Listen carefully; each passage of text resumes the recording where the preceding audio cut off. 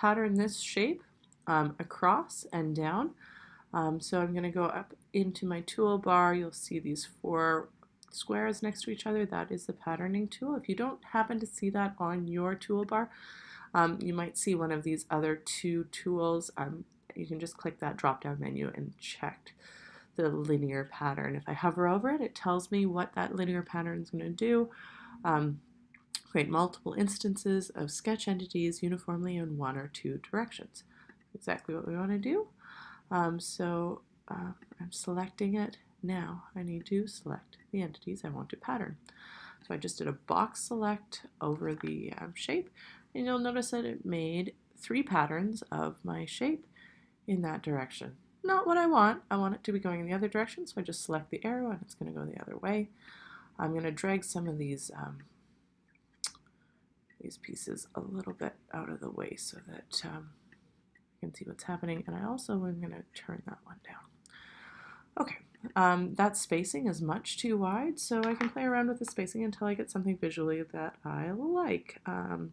So I can go 0.9. I think I wanted a little bit less than that, 0.8. All right, and 3 times is certainly not all I want, so I'm going to change that until I get that pattern moving all the way across. So let's make a guesstimate here. Let's go 13 and see what happens. It's a little too much. 10, not quite enough.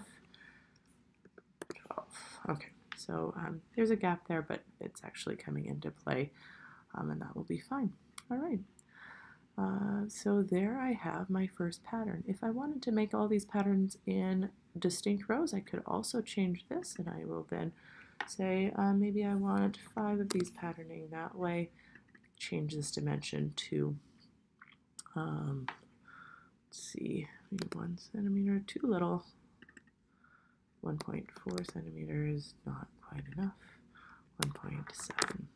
Let's go for that sweet spot in the middle, 1.6. All right, so there I have it. If I like that sketch, I can select the check mark, and now it's going to require a little bit of time to think.